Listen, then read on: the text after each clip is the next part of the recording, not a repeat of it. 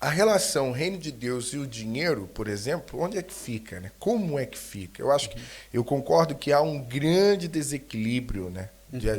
Diante do que da forma em que as pessoas têm administrado esse tema, e são duas coisas muito importantes, né? O dinheiro, a riqueza, a prosperidade e o reino de Deus. Jesus, quando disse, buscar em primeiro lugar o reino de Deus e a sua justiça, e tudo nos será acrescentado. Jesus não faz exclusão da prosperidade financeira, não faz exclusão do ganhar. Agora, eu penso que o ponto de desequilíbrio é essa ambição, essa ganância que cobre esses princípios, por exemplo, em estabelecer o reino de Deus como algo prioritário, primário na vida de um cristão. E isso tem levado muita gente, né, para um esfriamento, para um desligamento, para um distanciamento, porque cada vez mais as pessoas querem, né, e desejam e ficam ambiciosas, gananciosas, e só visam materialmente as coisas, né? Só visam essa vida como algo material e vão deixando aquilo que é espiritual de lado. Isso tem sido também um grande problema. Fala um pouquinho para a gente já desse ponto de desequilíbrio que muitos cristãos também têm atravessado, em que tem um mundo para ganhar, mas, infelizmente, o reino de Deus, ao invés de ser buscado em primeiro lugar, fica em segundo ou em terceiro plano, e fica em primeiro lugar essa busca implacável das coisas terrenas e materiais. A Bíblia vai falar, Rafa, sobre a questão dos cuidados dessa vida, né? Abre aspas aqui. Então, as pessoas, a Bíblia cita isso, né? Que as pessoas ficarão tão preocupadas, né, com os cuidados dessa vida, com tudo que que está ao seu redor, que tem necessidades. E assim, eu percebo que preocupação faz parte da vida do ser humano. Eu acredito que a preocupação ela vai, com certeza, nos ajudar a fazer uma política ali de risco e se preparar para o futuro, senão seria loucura. Porém, Jesus está combatendo aqui a preocupação demasia. Nós temos textos que falam sobre o amor ao dinheiro, nós temos aí a questão, né, do amor do dinheiro. Deus vai usar o termo mamon, né, para um Deus, vai dar o nome do amor ao dinheiro a mamon. A verdade toda é o seguinte, que aquilo que você adora, você fica parecido com ele, né? Então, qualquer coisa que você vier adorar, você vai ficar parecido com ele. Então, se você adora o dinheiro, com certeza você vai deixar a sua família de lado, você vai deixar até um pastor, pasme, um pastor que começa a encher os olhos, né? Gostar muito ali dos dízimos, das ofertas, de todo essa coisa, né? Isso pode vir a afetar ele. O dinheiro proporciona. Exatamente. Veja, você começa certo, você começa com a motivação certa, mas no processo você se vê aí, de repente, numa situação de namorando ou flertando aí com algo que seja sensual aos seus olhos, que pode ser o dinheiro. E pasme, o dinheiro é um grande desafio, né? Porque isso tem a ver com a nossa natureza, com a nossa, essa coisa de querer adquirir, de querer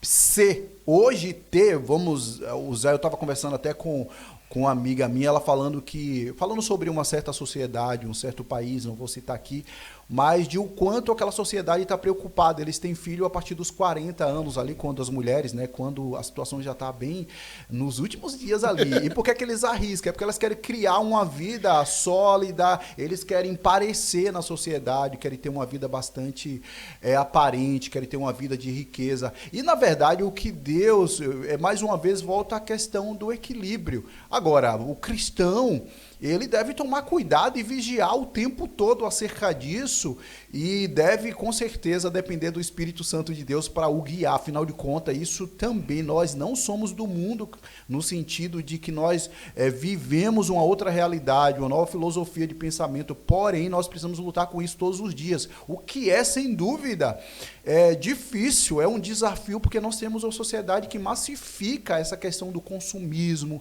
essa questão da necessidade necessidade de adquirir, o poder de compra, tudo isso acaba que a marca que você tem que usar, são muitas pressões, e sabe o que é o que é complicado em tudo isso? É que você acaba adquirindo um monte de coisa que você não vai usar, né? E aí logo isso fica à mercê, surge uma nova marca, uma nova situação, e você quer adquirir algo mais, né? Então, veja, mais uma vez é a tua motivação, o que te move. A verdade toda é que nós fomos chamados para viver acima disso e fomos chamados para acreditar que Deus, ele vai suprir as nossas necessidades, que ele vai adquirir tudo aquilo que nós precisamos. E eu realmente acredito nisso, de que Deus, ele é poderoso para fazer isso, e passa pela questão da fé, Rafa, passa pela questão da fé, passa pela coisa da fé. Existe aqui uma coisa que você comentou aí muito interessante e que vai tocar um pouco nessa questão dos líderes, que acabam usurpando ou se aproveitando, né, desse tema.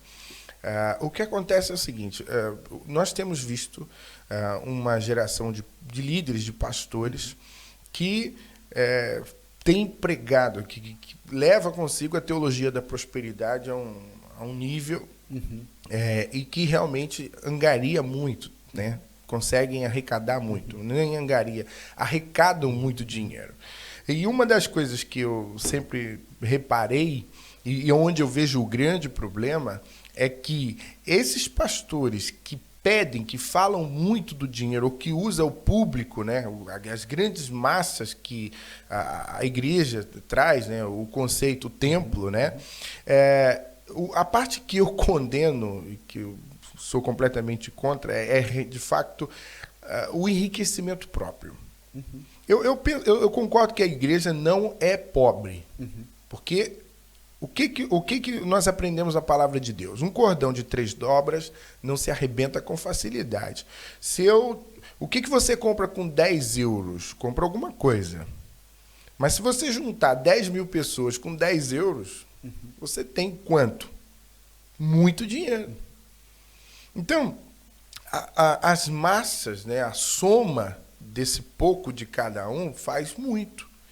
E o que é condenável é quando essas lideranças recebem esses valores e acabam enriquecendo a si mesmos. Agora eu vou entrar aqui numa outra. Eu vou até citar o nome dessa denominação, até porque eu gosto de usá-la como exemplo, tá? E não é nada contra. Por exemplo, a Igreja Universal do Reino de Deus. A Igreja Universal do Reino de Deus, que está aí há 40 anos, mais ou menos. Algumas pessoas condenam a prática, ou as práticas da Igreja Universal. Isso já trouxe mais, né? Hoje nem tanto, mas já trouxe muitas polêmicas. Porque você vai a uma reunião da Igreja Universal, você tem lá três momentos de ofertório, 3 momentos de dízimo, e tal, e algumas pessoas se escandalizam. Algumas, as que não conhecem, as que não estão lá dentro do sistema. O que eu reparei, porque até eu fui lá experimentar isso, e eu penso comigo, é que a Igreja Universal hoje, ela é uma potência no mundo. E como você faz isso sem dinheiro? Como é que você faz isso sem dinheiro?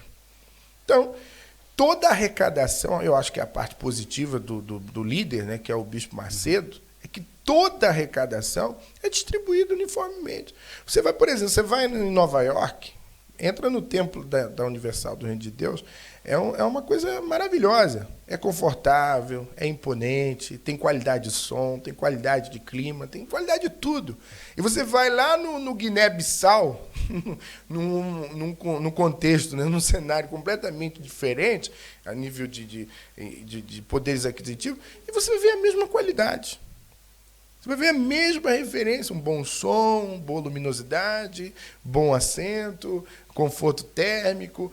Então, e como que hoje a Igreja Universal alcançaria o mundo? Porque onde você vai, tem lá uma Igreja Universal.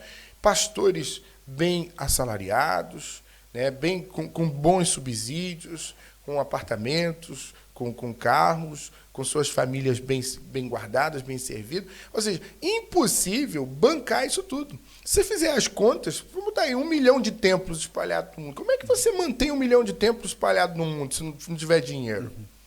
Então, isso, você vê o fruto de uma boa administração. Ou seja, a minha leitura é que toda arrecadação que muitos leem como demasiado, como exagerado, é bem administrado. Diferente de algumas denominações, que aí eu já não vou citar o nome, que você reúne ali um grupo, né, uma massa X, tem uma arrecadação muito grande, prega a teologia da prosperidade com veemência, com muita força, mas você não vê expansão nenhuma vou dizer assim, de reino de Deus, porque onde houver uma igreja, um púlpito, uma voz pregando Jesus, ali é o reino de Deus. Agora, e você, ao contrário disso, você vê esse líder cada vez mais rico. Então, essa questão de reino de Deus e dinheiro tem sido um paradoxo, tem sido um grande problema. Eu me lembro aqui que eu estava num congresso de missões e o presidente do conselho de missões chegou lá numa Land Rover que custava naquele tempo R$500 mil.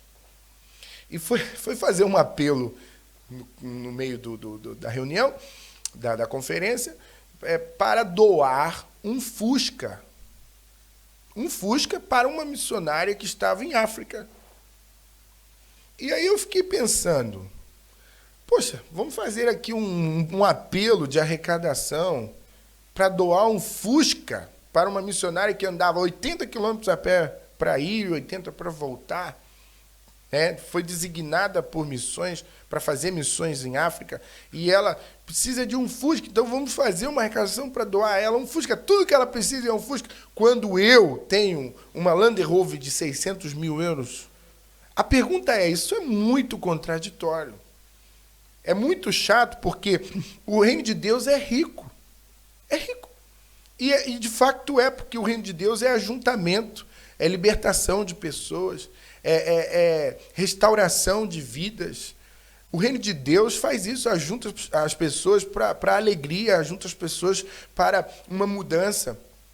E o que acontece? Eles aproveitam-se disso para o enriquecimento próprio. Ou seja, ao invés de aproveitarem a riqueza da igreja, ou melhor, não da igreja, a riqueza da igreja, o que ela proporciona, sim. Para uma distribuição uniforme, como, por exemplo, a ideia de que por que todo missionário tem que passar fome? Por que todo missionário tem que viver pedindo esmola na internet, pedindo, pelo amor de Deus, deposita um dinheiro na minha conta?